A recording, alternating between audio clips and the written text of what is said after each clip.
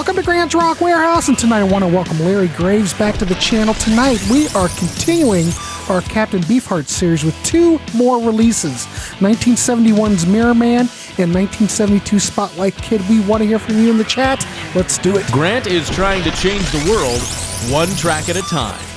Grant's Rock Warehouse is keeping it real in the field. Welcome to Grant's Rock Warehouse, and tonight Larry, the Canadian Stud Muffin, is back, and we are continuing our series on Captain Beefheart. We took a little bit of a break, but you know how this works in the warehouse? It's just like there's so much content coming out. So I'm glad to have Larry back because this is really, I think, an artist, and I think we both can agree, Larry, that this is an artist that people don't really talk that much about. We always talk about Zapp all the time. Yep. But man, the Captain needs to get more love. I love Captain Beefheart.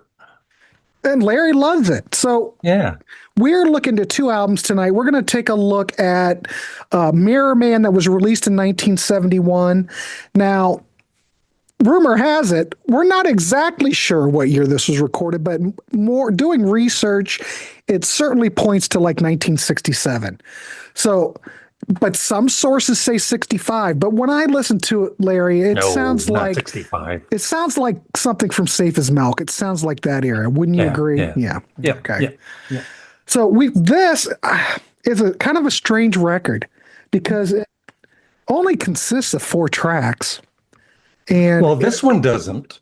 Okay. What I've got is the Mirror Man sessions. So, yeah. So what I've been doing. What I've got is the original Castle CD that came out in the 80s, 4 tracks. So anyway, right. I'll let Larry talk about the extended. And so, all right, go ahead, Larry. Yes. So the album you've got is the proper order. Okay. On Spotify, they've got Mirror Man. No, they've got it on here, and they've got the first 4 tracks from Mirror Man, right? And then the rest are the sessions. But they're not in the proper order, which, drives me crazy, right? So I put them in the proper order on Spotify. So that's where I mainly listen to the album to, get the whole feeling of the album in the proper order. To get the feel. Yeah. But the original album, 4 extended tracks, it totals about 50 minutes.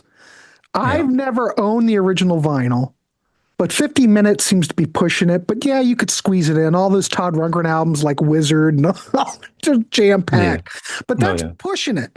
And it's a lot of improvisation. It's jam-heavy. Evidently, this was intended for a larger product, and Buddha shelved it. Yeah, it was a double album, right? Mm-hmm. Yeah. And then it comes in a brown paper bag or something like that. What was it called? Something like that? I just don't remember. I'm so used to seeing this CD for years with this cover that this is the only thing I know. But, there's a lot of... I don't think it's as good as... Well, I don't know. This is kind of like it's better than Strictly Personal for me. Okay. Because I did not like Strictly Personal. No, you did not. Yeah. But I find it kind of raw and psychedelic. It's kind of a lot like Safe as Milk, I'd say. I don't know. What's your thoughts on it? I'll throw it over to you. Well... When I first started playing this, first of all, it's got the extra track, so you're listening to a really long album, right? Mm-hmm. So I could never really get into it. But separating, the original album, I've been listening to it a lot. Like I've listened to it 4 or 5 times, and I really enjoy it now. And I'm not even, much of a jam guy overall, like. Grateful Dead or whatever. But I love Captain Beefheart's harp playing. I think he's an amazing harp player, right? 100%. And no one really ever mentions that. I never hear anything about that. Yeah. Oh, he's awesome. He's awesome. And yeah, I can see some people thinking it's boring or whatever, especially like the tarot playing that goes on for 19 minutes and 8 seconds. But I love it. I love it too. And you don't think it's 1908, but it doesn't feel like that No, because it no. almost sets you kind of in a hypnotic trance like state because it's Yep, basically a blues jam, but the yep, harmonic is great. yep. The cryptic lyrics are, questionable, It's kind of Captain absurd. Beefheart, but It's even Beefheart. his lyrics, they're not as bizarre as usual, right? Mhm. They make a bit more sense sometimes. I like it. I Yeah, listen yeah, to it and I'm going, well, geez, this isn't that bad. Because I always understood when I would read reviews like in the past, or I don't know, maybe I shouldn't read Rolling Stone, but when I was a kid, I was always under the impression that it wasn't all that great of a record. And I think it's, well, I don't think it's all that bad, really. The next track, Candy Corn, that comes on, I just kind of and laugh. I don't think Captain Beefheart is singing necessarily about candy. I don't think he is. He's got a bit of a dirty mind. But I think this is a real, well, it's got plenty of weirdness. Good guitar And on that it. guitar riff in it, I love the guitar riff. Like, Mhm. and the production, I don't know how your CD sounds, but mine sounds excellent. This sounds good. This is the Castle CD, and I don't think it's been Yeah, futzed with. As far as I know, that this is was the like the original CD that came out in the 80s. And I know yeah, it's very clean recording, yeah, real open, airy. I think it sounds great. It's not mucked up with a lot of overproduction or anything. Again, yeah, this yeah, record is pretty raw. yeah, But Candy Corn, it's kind of a driving guitar, it's very a guitar workout kind of, yeah, but yeah. it's good. And I don't get bored with this record. I was really surprised after reading like the old reviews and stuff. Well, how about the albums coming up that got bashed even more? We'll Yeah. get into that later. Yep. But I think the thing is with this record, I think there's a lot of improvisation on here. That's the Hmm. way I hear, because you almost never know where these tracks are going to go or end up. And you think that these jams would get repetitive and you would get bored, but you don't. Yeah. But I think it so far. I think it's a gem. So the next track on here, 25th Century Quaker, Yeah. psychedelic, a lot of echoing effects. The drumming, there's a section where I'm hearing the drums and it's like that sounds like Tool, the band. Seriously, like I know. from way back then, it's like that's sounds like Tool's drummer. Well, a lot of people. Well, think about it. You listen to Tool and you think some of that stuff's out there. Can you imagine being when this stuff came out? If this Yeah. would have really came out in '67, or even Safe as Milk's pretty tame. This is Yeah. a Oh, it little is. bit Yeah. more bizarre than Safe Yeah. as Milk. Yeah. But still, this is way far ahead of anything else that was out at the time. But a lot of echo on here. And it still has those blues roots in it. It's great, and it's 9:50, and it doesn't feel like it's 9 minutes and Yeah. 50 seconds. I wish I could complain about something. I can't complain yet. And then the final song, Mirror Man, Mirror Man. I love Call what and he does. response I don't know blues. how he does those vocals with, I don't know how he's doing it, but it's kind of I don't know funny. if it But if it's EQ or he's like singing through yeah, like a little amplifier, or yeah. something. But it works, right? Like, Yeah, and it's 15 minutes. I mean, and going back to Tarot Plane, the very sure. start with Captain Beefheart's harp, it's like it almost like is this distorted? It sounds like his harp was distorted, but it's just the way it's just him distorting it himself, I guess. He Because is, of, or he's overloading the yeah, board. But when I was listening to yeah, it too, that took me, I had to do a double take. I did a yeah, double take and I backed it up. I went, wait a minute. I don't remember that. yeah, And I'm going, that's really distorted. And I'm surprised yeah, they let that fly back on in the purpose. day, but it must have been on purpose. Yeah, yeah. It's the I feel fine thing. They're supposed to have that feedback up front. But yeah, I like it. I think What my else do you two have to I say think my about it? two I think my two favorite songs are on side one, Terror Plane and Candy Corn. But Mhm. side two is great too. Yeah. I was looking at some of the critic comments. They thought that this was a major letdown, but I think a lot of people forget if this was recorded in 67, like I said, and it came out in 71, well, Yeah. it's Yeah. coming out later. So maybe that would be a letdown. But I think if you play this record so far, if you take it, after Safe as Milk and then you play this, I think it'll be a logical progression. The jams are great. I wish I don't have anything to complain about it. Is it the best Beefheart that I've ever heard? Well, no. I mean, it does No. lack the polish. I mean, yeah, I guess it repeats. It's not as good as Trout Mask. But if you like psychedelic blues or anything like that, I think you would. I think I would disregard a lot of those old reviews from back in the day, and I think I'd give it a chance. And if you like a lot of really good harp, is there a difference between a harp and a harmonica? No, Or it's is the it same. Okay. Same. Yeah. There's a lot of great harp playing on this too. Yeah, I agree. I'm just curious though. What would you give this out of 10? 9 out of 10, Grant. Would you give it a 9? Yes, I would. All right, Yeah. I'd probably But give it. that's just recently. Like I said, I've been playing it a lot more, right? Yeah. When you first, how long have you known this record? Uh, well, I've had this probably for at least 10 years, Okay. and I used to find it boring. Well, what about we even go further? What about those extra tracks on there? Because I've never heard anything. Can you elaborate more on what those I tracks can't are? even recall them, Mm. seriously. Yeah. I mean, are they just Except for maybe are Beetle they Bones and Smoke and outtakes? Stones. Yeah. And some of them I think are on Strictly Personal. Hmm. Yeah. Yeah, we're just trying to stick to the main albums Yeah. on here. Your mileage may vary on the reissues, but we're just looking at the original albums and the way Yeah. they were. But I just thought maybe you had a comment on it. I don't know. I like it. I think I'd be happy giving it an 8 out of 10 so far Yep. in our Captain Beefheart shows. I'm impressed. So I would recommend everybody to go out and check it out. You have anything else you want to add on Mirror Man?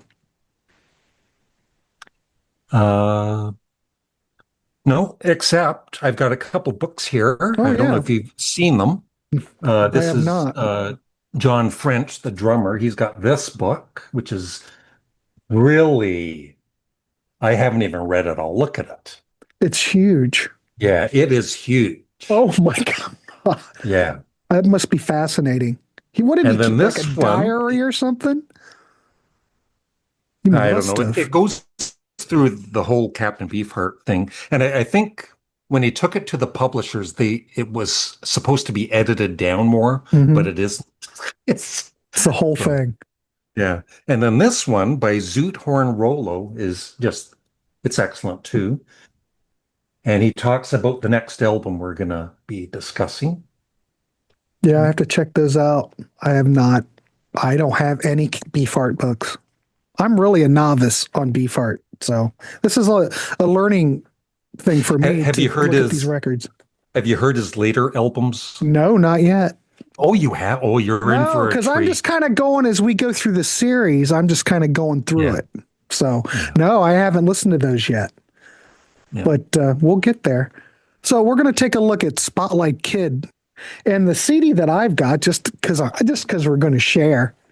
I've got Yeah. the twofer that's Clear Spot and Spotlight Kid on the Reprise CD. I think these all came out about the same time that Trout Mask came out on Warner Brothers, because I think this is Warner Brothers, but it's pretty. Oh, it yeah, that's sounds good. great. Yeah. Yeah. You never ever see any of this stuff. I had to order this off Discogs. And I got mine from the box set here. Oh, you got the Zoom box. Spark, and this is the albums it has. Lick My Decals Off Baby, then Mhm. that one, and Clear Spot, and then some outtakes. Mm. Yeah. How very thick? nice. Show the front of that again. I just want to see the front of it again. Okay. I Very bought it. nice. I just looked today. I bought it for $45 on Amazon. I think it's really hard to get now. So, Mm. I'm assuming Or it's out harder of to print. and then there's the back with his I love his artwork, actually. It's Yeah, I so, love it. it's kind of like his music, isn't it? It totally matches. I think people have said that in the past. All Yeah. right, cool. All right, well, let's look at Spotlight Kid. So this was released January of 1972 on Reprise. This is totally credited to the captain. So Yeah. I don't know what happened to the Magic. Jerry, I don't know. Larry, what happened to the Magic Band? It He was just pretty, wanted to be in the spotlight, Grant. I guess, but He's he the produced spotlight it. kid. Yeah. It features And ten shorter tracks, mostly under 4 minutes. So that's a bit of a change for the captain. and they're almost normal. Almost They normal. are. Well, Yeah. you're right. It Yeah. leans a lot more to, well, it's blues rock, R&B, boogie influences, I think. I would say this out of the catalog so far, probably one of his most accessible works. Yeah. What do you think? Yeah. Yes. He was trying to get more commercial around this period and for the Mhm. next couple of albums. What do you think that was a And push in from? both of the Do you think that was a push from the record company, or you just think no, that's no, just? it was a push from him, I think. Oh, He wanted to get more commercial. Yeah. And in both of these books, both John French, the drummer, and this guy here, they both talk about this album. And I guess it was kind of similar to Trope Mask Replica, where, he was really pushing them and being, a bit of a a-hole with them, right? And so the memories of these sessions weren't good for the musicians. mhm. And they also, I don't think they were involved enough with the music. So that's why it's kind of almost normal sounding. It's not, like some of the like Trope Mask Replica. Right. But later on, I guess, they heard it, years and years later, and it's like, oh, it's not as bad, as they thought it was. It was just the experience of going through it Hmm. was not good. Yeah, but what it produced, it was well worth it. Well, of course, you Yeah. could say that after you look back on it. So this is a little bit of a murky, atmospheric record, I would say. What do you think of the way this record sounds in the production?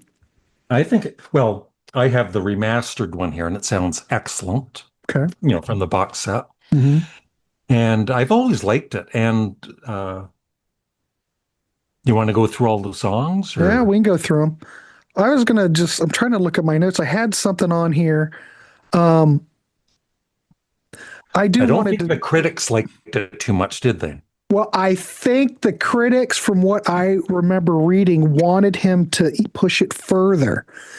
They thought it was a bit of a letdown because it's not quite as experimental. But then again, they thought that he failed because he didn't go full blues on it. They thought this could have been a great blues album. Yeah. I guess it depends upon what you want from the captain, you know. But I don't know. I think it has a really unique tone because it is kind of murky sounding. But I think that's kind of part of its appeal. I mean, it's Mhm. not as experimental. It's not quite as ambitious. I would say if you were looking to get into Captain Beefheart, That's a good way to start. this is a good way to come into Yep. it so far and then go out and branch out from here because this You will give might you actually enough. like it on the very first listen. Yeah, it might not throw you off. So, yeah, Yeah. I think for that, I think it's a good entry point. Yeah. I don't know. I think, well, let's talk about the tracks. What the hell? Scroll, Grant. Okay, so this record opens up with "I'm gonna booglerize you, baby." A swampy kind of, it's It's really good. funky. I love it. Beefheart's Yeah. really gravelly It on it. doesn't really go anywhere though. It doesn't go anywhere, but it's still great. I mean, Yeah. lyrics are good. It sounds good. I don't have an issue with it. I think it's a decent opener. But again, if you're so used to Trout Mask and things that came before this is quite different. Yeah. White Jam. White Jam, his falsetto on that the first time, it's like, Yeah. what the heck is he doing? I've gotten used to it now. I actually enjoy it, but I don't know what you think about it when I think it's sparse. It's kind of haunting. I love the Yeah. piano. The harp is great on it. yeah. It almost has like a, I guess I would say, kind of a gospel feel. Again, this record's a lot different than what we're used to that we've already covered. But the thing is, the murkiness fits the tracks. It really is. It sounds great, I think. Yeah. Click clack. No, you Again, skipped ahead. oh, did I skip one? Blabber and Smoke, right? Oops, Blabber Smoke. Yes. Blabber Uh, and Smoke. One of the best songs on the album. I kind of just It's a wrote down some slow, key tracks. yeah. But yeah, Blabber and Smoke. What's your thoughts on that? Uh, Great vocals by Captain Beefheart, Mhm. and like I said, one of my favorites on it. I Yeah, like to listen to Captain Beefheart for the first time, that would be a great track to check out. Uh, when it blows, it stacks. I didn't write anything about that one. Uh, I forget how that one goes, but all I know is I enjoyed the whole album. yeah, the only thing with this, since there were so many tracks, I just kind of jotted down stuff Yeah, like click, clack, kind of like train like percussion harmonica. It's very rhythmic. Lyrics cover like momentum and escape. I think that is a key track. Grow fins, very raw blues track, slide guitar. This also highlights like things of transformation, frustration. It I'm not sure if the captain's trying to relay some type of information on this record, or is he trying to talk to me? I don't know, but this seems to be like a commentary on fame, or maybe where he is on his career and his thoughts. But Mm, it's raw blues, slide guitar. I think it. I don't have a problem with it. I think it's great. yeah, yeah. I don't know. Are there any There's other the tracks on here you want to instrumental, mention? Go ahead. the instrumental Alice in Blunderland with lots Mm, of great guitar work in that. yeah. That's I would say my favorite songs are, yeah, Blabber and Smoke, Alice in Blunderland, Click Clack, and probably my least favorite is There Ain't No Santa Claus on the Evening Stage, which I still like, but it's my least favorite. Well, what about it? What is it about that track you're not so hip to? I think just the way Captain Beefheart sings parts of the song kind of a Mm-hmm. little annoying. I got it. but yeah. But anyway, yeah, I'm gonna Boogaloo You, White Jam, Click Clack, Grow Fins. I think those are all great Yeah. tracks. Um, I don't know. It received, like I said, it received positive reviews when it was released, and it did have decent sales because normally his stuff didn't sell at all, but this Nope. actually But sold. yeah, it went to I think number 50 something on the charts, right? But Yeah, Captain Beefheart wasn't happy about that, and he was blaming the band for it, of well, course, of course right? he is. But, Yeah. a lot of the fan base kind of found it a little bit tame, frustrated. They thought that the captain should have pushed it more. He either I think should it have really maybe, highlights his I think it highlights his vocals, right? Because yeah. the music isn't as it's the music is really good, but Hmm. it's not as, Yeah, I like I guess, said, there's one noticeable. people would rather have more experimental, and some people say, well, why didn't you just go ahead and make a Yeah. damn blues album, straight blues album? But I think it's if you try to put everything out of your mind and enjoy the record as it is, I think it stands strong on its own. I probably would, what would I rate this? God, I'd probably give it an 8.5 because it is a good entry point if you're looking to get in the captain. It's a good entry point. Yeah. But both these records, Yeah. totally different animals. I would give it a 9 out of 10, but between the two albums, Yeah. I think I like the Spotlight Kid just a tad more. Yeah, because just for the fact that we had so much experimentation, and just to have something that's just a little bit more of a commercial effort, I think it's kind of welcome. I think, this is kind of refreshing. Let's see what Beefheart can just do when he's not really trying to push the envelope or really trying to be experimental or, you know. So it's good. Wait until you hear some of the later albums, like Doc at the Radar Station, which is, I won't say anything, but.